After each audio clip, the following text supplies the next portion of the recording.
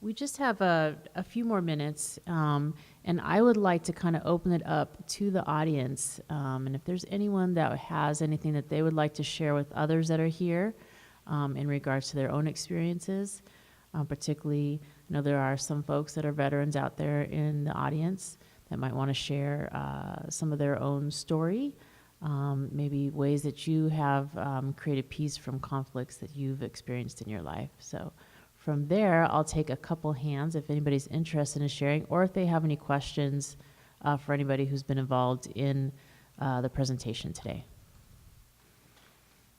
And could we get lights? We have somebody.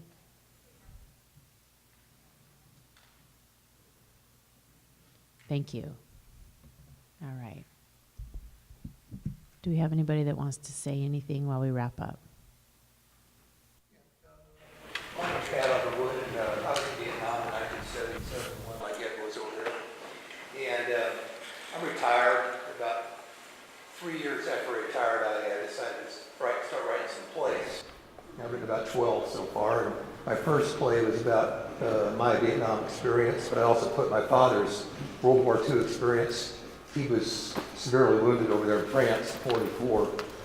And I interviewed a retired Lance Corporal Marine Jordan Sherwood.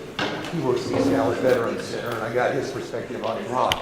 So I got the Iraq War veteran, a World War II veteran, and a Vietnam War veteran, talking over the years back and forth about their experiences. And I talked about suicide and all sorts of different things. And I wrote another play recently about two aging Vietnam vets who went back to Australia for their R&R. And because he had been there when they were 20 years old. It's kind of a comedy. But anyway, if anybody's interested in those, and I got a play by Alfred Dreyfus from World War, we got this right, World War I times. Anyway, you could go to read my plays, and they're at patrick317blog.wordpress.com. So you might find something interesting about military.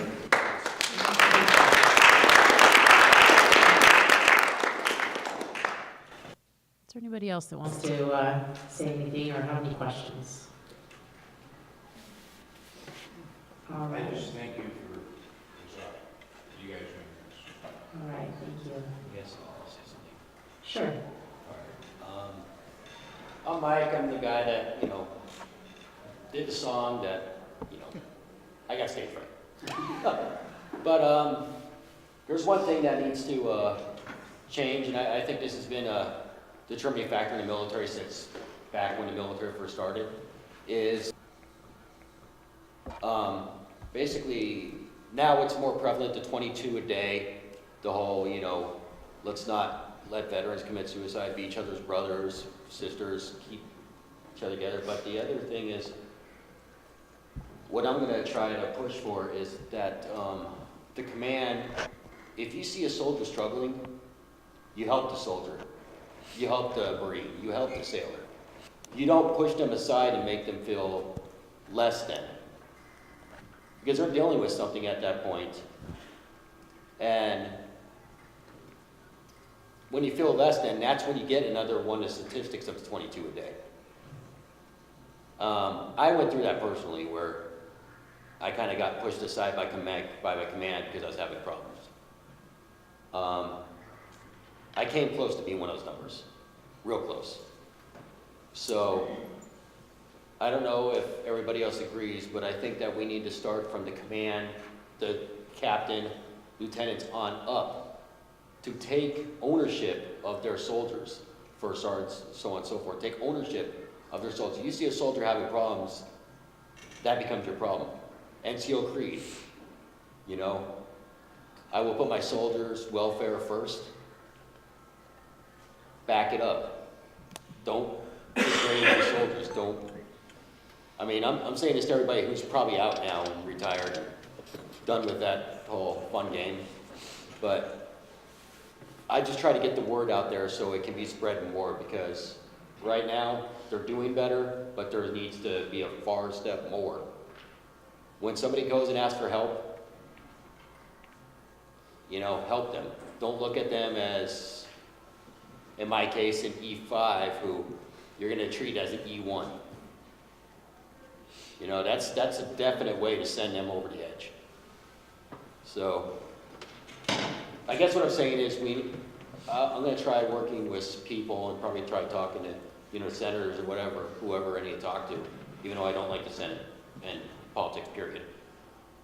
But to get a law or rule passed where, from the beginning, from the bottom up, they need to be held responsible for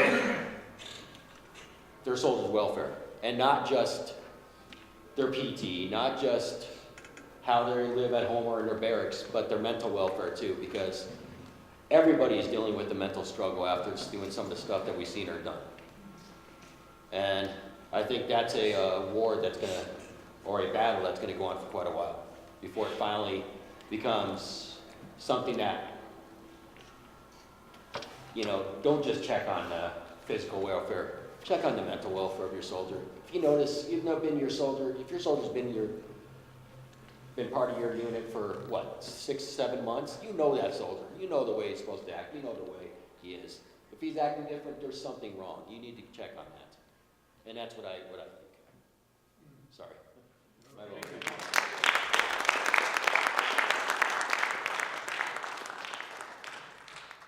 Yes, ma'am.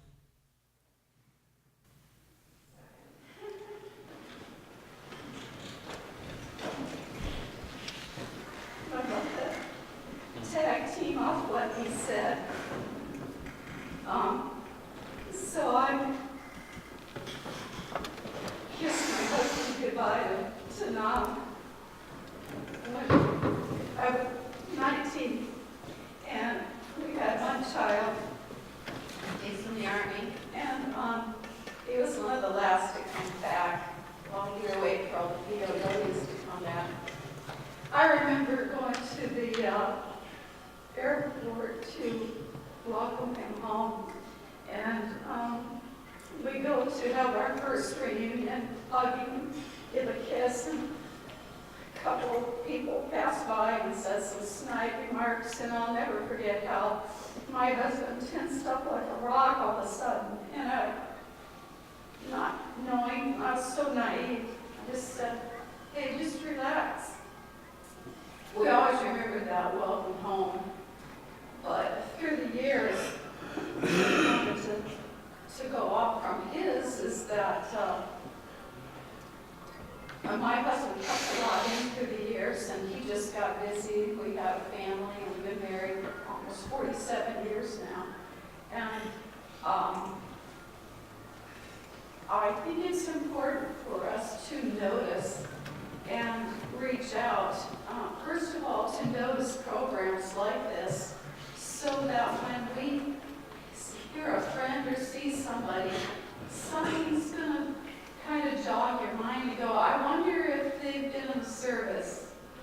I wonder if either the spouse, who doesn't know, all of a sudden her husband's or his wife has been changing. And they don't understand why. I wonder if they see that, because we can stand back as advocates and say, has this person been in the service? You know, have you noticed a change? Well, I can offer some programs out here that we can offer to help them through it. And also, I noticed that my husband didn't talk a lot about anything in the military for years. And I thought, oh, I guess it was pretty okay for him.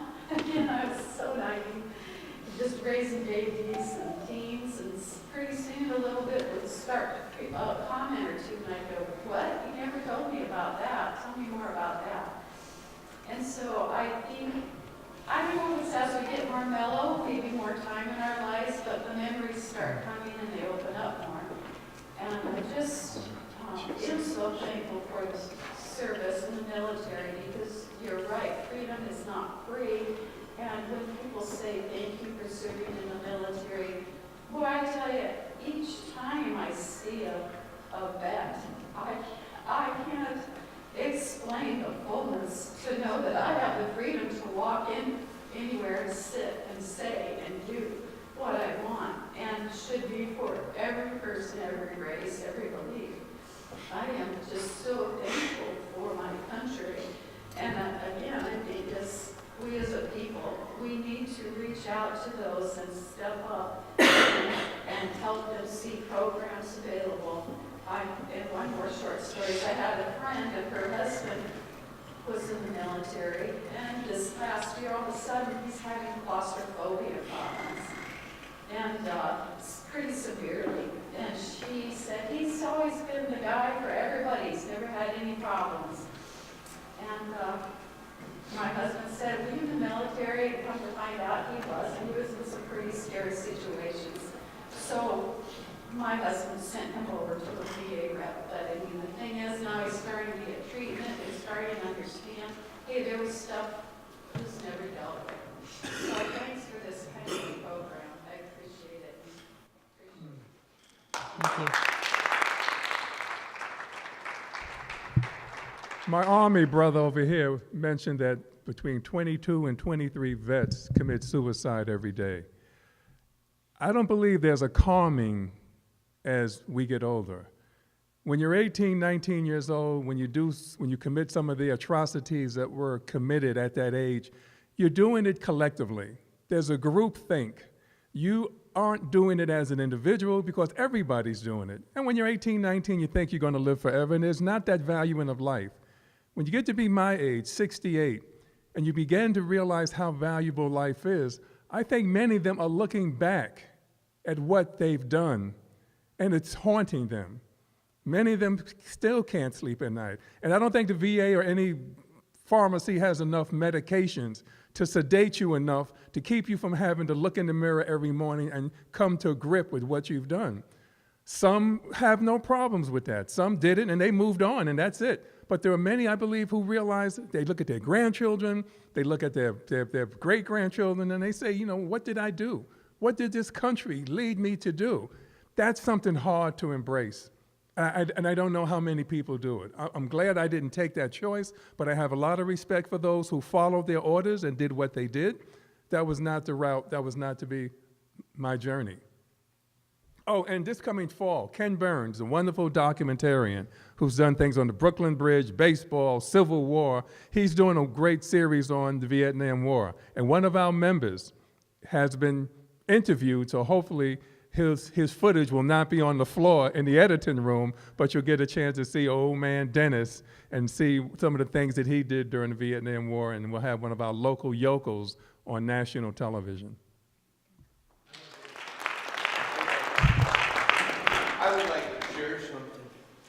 Guitars for Vets. Neil, Freehal, Tabitha, Stephen, Robin, I love you guys. Mike, I lift you guys up. It's not about me, it's about you guys. You know, I'm sorry, I didn't want to share anything. No, come on. But I can't let it go without, these people need to be lifted up. What Mike said is true. It's people like Rehab, Neil. They haven't been in combat, but you know what? They're there for us. Am I right, Mike? Oh, God, yeah. Ed, where are you? Right? I almost walked out when that Marine was talking. Not because I didn't enjoy it. It hit a lot of triggers. And again, I just want to say, thank you, brother. What's your name again? Ahmad. Ahmad. Thank you. This brother is amazing. It's amazing. And when he did, he didn't see combat, but he didn't have to. What he did was amazing. And I'm not even talking about me. I'm talking about him. I'm talking about people like Robin, Stephen, Tabitha. You guys rock.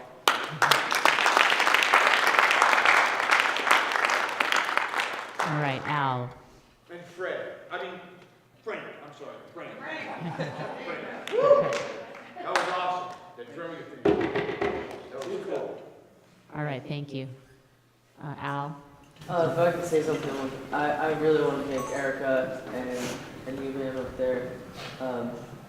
I've met great veterans, having done, this is the second project I've done, and my little conflict, I say little, but it's been how many years now that we're over in Iraq, and I've just started to come home and get in touch with others who are dealing with the same stuff. I've been there, and on our last piece that we did, we had two of our veterans had to take somebody to the hospital.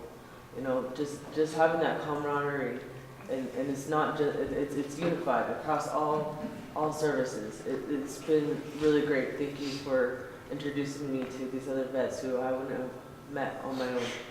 And I just want to say thank you. I'm starting to see now that we really do need to come together. That camaraderie is awesome. Fellow guys and Best Buy, I didn't know his name. It wasn't like, here you go, here you go. It was like, whoa, man, what's your name again? Hey, how you doing? Because that camaraderie. I'm sorry. I didn't mean to say Needs to be said. All right, well, thank you everybody for coming today. And if you would like, if you head out this door here for the exit, there is a photograph exhibit, if you haven't seen that yet from ASU, the Veterans Vision Project, so we'd love for you to take a look at that. And if you have any comments or feedback about this program, we do have some evaluation forms as course of a library. We're always looking to improve our programs and provide future programs for you to come back and visit us. Thank you.